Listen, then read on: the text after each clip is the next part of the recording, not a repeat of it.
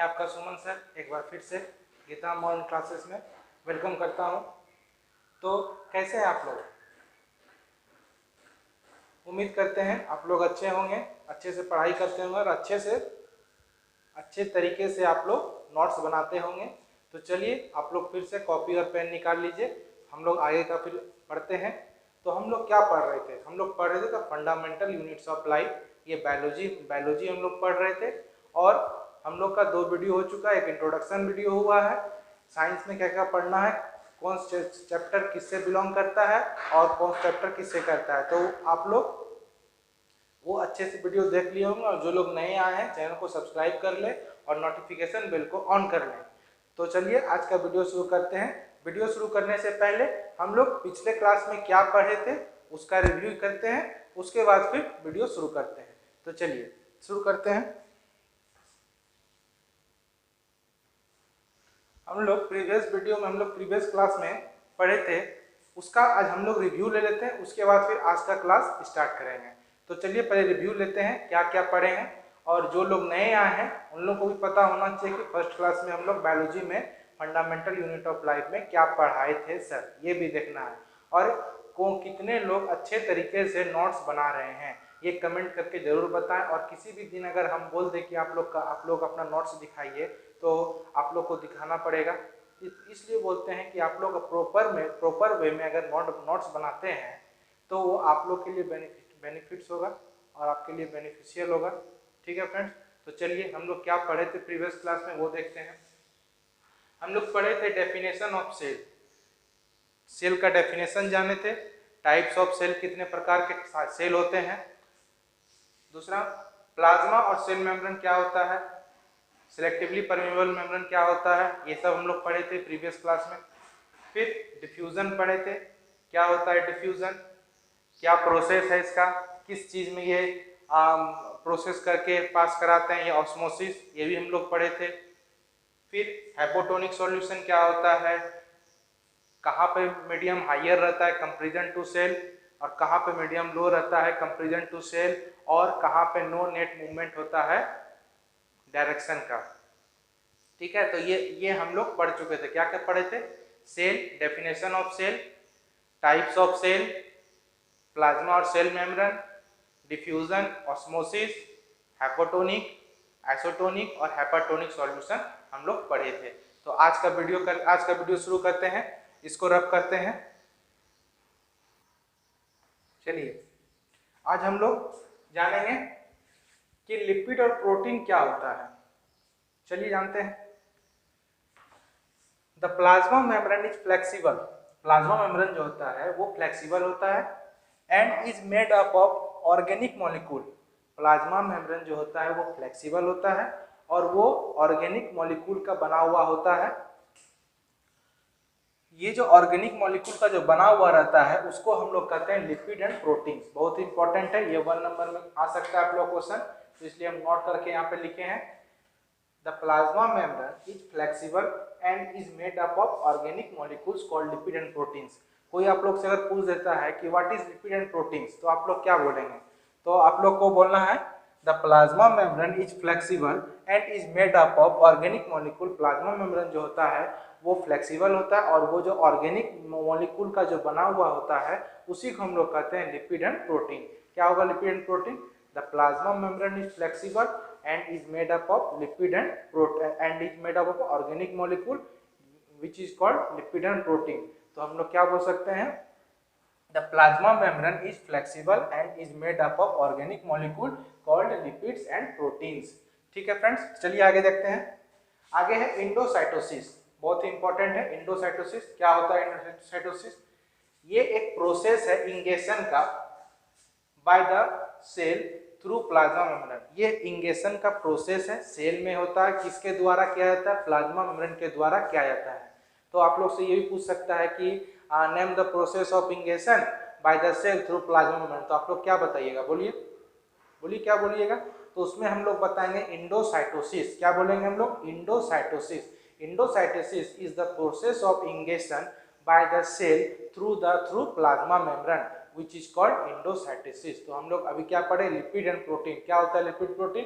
The plasma membrane is made up of flexible and is made up of organic molecules called lipid and protein. और endocytosis क्या था बताइए? Endocytosis है it is the process of ingestion by the cell through plasma membrane which is called endocytosis. ठीक है, इसको right down कीजिए friends.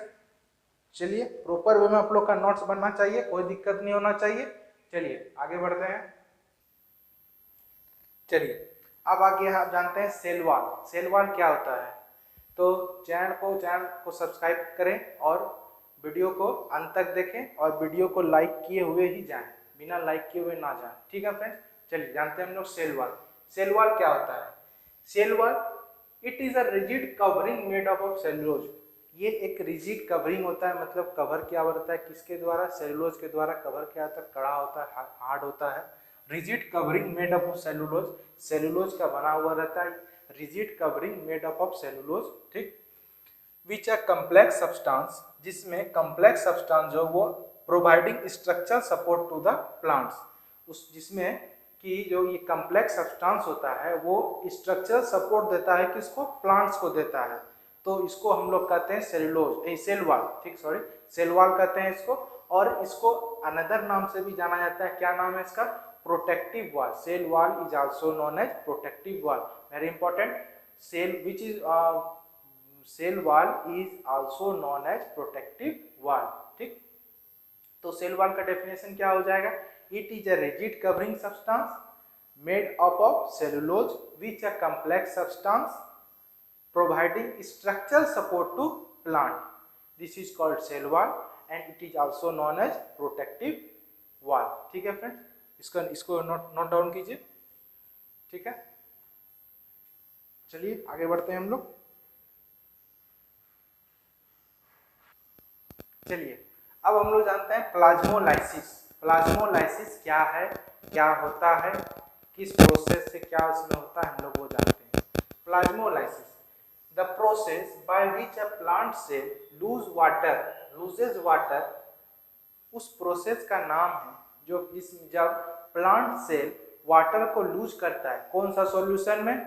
Hypertonic solution में। ठीक, the process by which a plant cell loses water when placed in a hypertonic solution. अब कुछ student को यहाँ पे होता होगा कि सर हाइपरटोनिक सॉल्यूशन क्या होता है?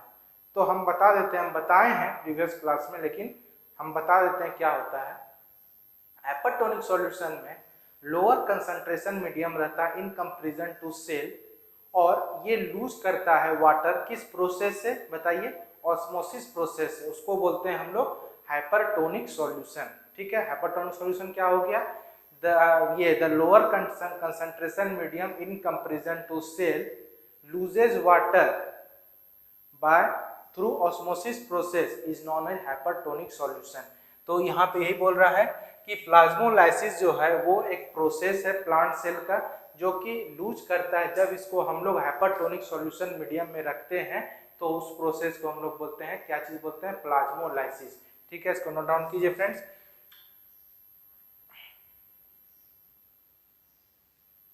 देखिए अब हम लोग पढ़ेंगे न्यूक्लियस के बारे में। न्यूक्लियस को हम लोग ब्रेन भी बोलते हैं, अनदर नाम है इसका न्यूक्लियस का क्या? ब्रेन।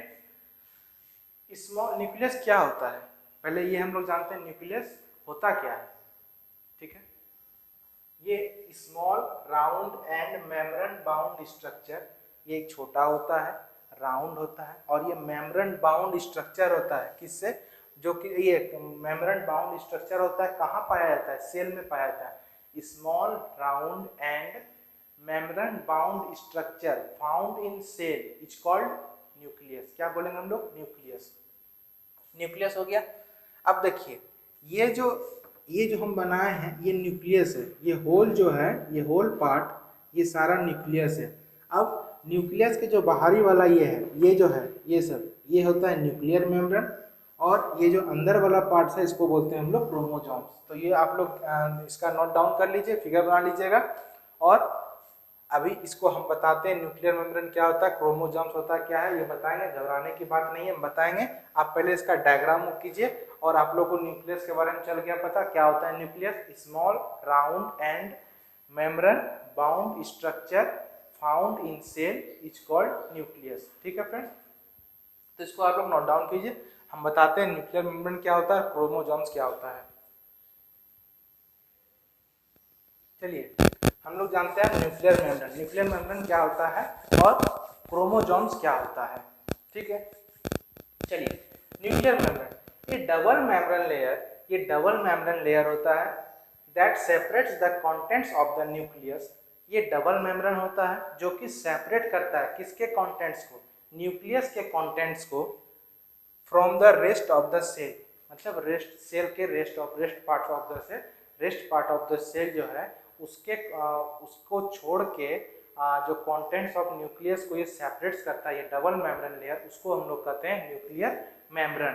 तो न्यूक्लियर मेम्ब्रेन क्या हो जाएगा, a double membrane layer that separates the contents of the nucleus from the rest of the cell. ठीक है फ्रेंड्स, चलिए अब हम लोग जानेंगे क्रोमोसोम्स। क्रोमोसोम्स क्या होता है, ठीक है, तो ये होता है एक डीएनए, डीएनए का मतलब क्या, डीएनए एक हम लोग इसको ये क्या कहते हैं, इसका फुल फॉर्म डीएनए का हम लोग बोल सकते हैं deoxyribonucleic acid. Very important है ये, 1 नंबर में आप लोग का पूछ सकते हैं छोटा एमसीक्यू टाइप में कि फुल फॉर्म ऑफ डीएनए, तो क्या आप लोग क्या बोलेंगे, डीऑक्सी रेबो न्यूक्लिक एसिड।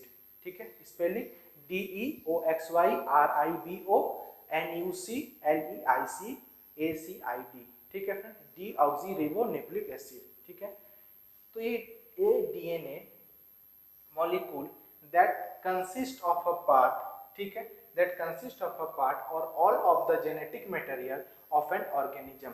ये जो डीएनए मॉलिक्यूल होता है वो पार्ट को कंसिस्ट करता है, किस पार्ट को, जेनेटिक मटेरियल को, किसी भी ऑर्गेनिज्म का, तो उसको हम लोग कहते हैं क्रोमोसोम्स। ठीक है, तो क्रोमोसोम्स क्या हम बोल सकते हैं, a DNA which is DNA stands for deoxyribonucleic acid molecule that consist of a part or all of the genetic material of an organism, उसको हम लोग बोल सकते हैं क्रोमोसोम्स। ठीक है फ्रेंड्स, तो हम लोग जाने क्या होता है न्यूक्लियर मेम्ब्रेन। न्यूक्लियर मेम्ब्रेन क्या होगा, a double membrane layer that separates the contents of the nucleus from the rest part of the cell is called nuclear membrane.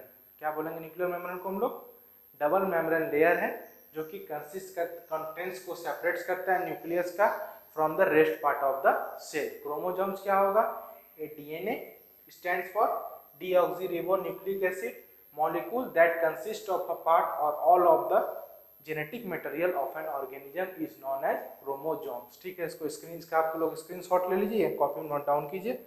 हम आगे बढ़ते हैं। चलिए हम लोग आप जानते हैं जीन क्या होता है।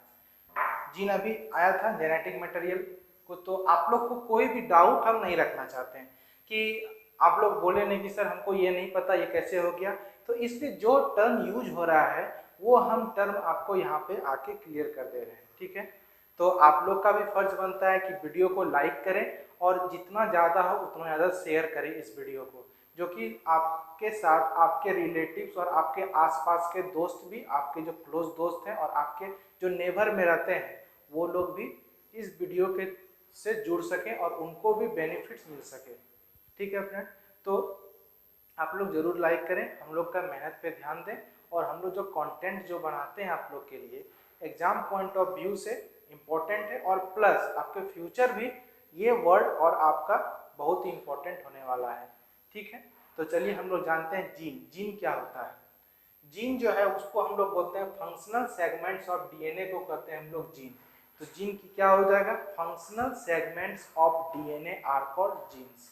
जीन्स क्या होगा, functional segments of DNA are called genes. ठीक है, ये डीएनए का फंक्शनल सेगमेंट्स है उसको हम लोग बोलते हैं जीन, तो इसलिए होता है functional segments of DNA are called genes. ठीक, अब हम लोग साइटोप्लाज्म देखते हैं क्या होता है cytoplasm. Cytoplasm is the fluid content inside the plasma membrane. Plasma membrane के अंदर फ्लूइड कंटेंट रहता है, उसको हम लोग कहते हैं साइटोप्लाज्म। तो कैसे आप लोग याद रखिएगा, प्लाज्मा मेम्ब्रेन के अंदर फ्लूइड कंटेंट रहता है तो उसको हम लोग कहते हैं cytoplasm. The fluid content inside the plasma membrane is called cytoplasm. ठीक है, the cytoplasm is the fluid content. Fluid का मतलब होता है लिक्विड फॉर्म में, ठीक है, तो fluid content inside the plasma membrane is called cytoplasm. ठीक है, सेल ऑर्गेनल्स देखते हैं हम लोग. Cell organelles, the basic structure of cell, जो बेसिक स्ट्रक्चर होता है सेल का, कंसिस्टिंग ऑफ, उसके अंदर वो कंसिस्ट करता है किसको, nucleus, plasma membrane and cytoplasm, उसको हम लोग बोलते हैं सेल ऑर्गेनल्स. तो बेसिक स्ट्रक्चर जो सेल का होता है वो कंसिस्ट करता है किसको, न्यूक्लियस, प्लाज्मा मेम्ब्रेन, साइटोप्लाज्म, उसको हम लोग बोलते हैं सेल ऑर्गेनल्स. सेल ऑर्गेनल्स क्या हो जाएगा, the basic structure of cell consisting of nucleus, plasma membrane and cytoplasm are called cell organelles. तो हम लोग क्या पढ़े अभी, जीन. जीन क्या होता है, functional unit, functional segments of DNA, unit भी बोल सकते हैं आप डीएनए का. तो फंक्शनल सेगमेंट्स ऑफ डीएनए हो जाएगा जीन. डीएनए क्या होता है, डीऑक्सीरिबोन्यूक्लिक एसिड. ठीक है, फिर साइटोप्लाज्म. साइटोप्लाज्म में क्या, ये फ्लूइड कंटेंट होता है जो कि पाया जाता है कहाँ, inside the plasma membrane. The fluid contents inside the plasma membrane are known as, are called cytoplasm. ठीक है, अब सेल ऑर्गेनल्स. तो सेल ऑर्गेनल्स में क्या हम लोग पढ़े, the basic structure of cell which consist nucleus, plasma membrane and cell and cytoplasm are called cell organelles. The basic structure of cell consisting of nucleus, plasma membrane and cytoplasm are called cell organelles. तो कैसा लग रहा है video, बताइए आप लोग, अच्छा लग रहा है कि नहीं. तो एक लाइक तो बनता है, तो लाइक करें और शेयर करें वीडियो को, जितना हो सके उतना ज़्यादा शेयर करें वीडियो को. ठीक है, चलिए इसका आप लोग नोट डाउन कीजिए.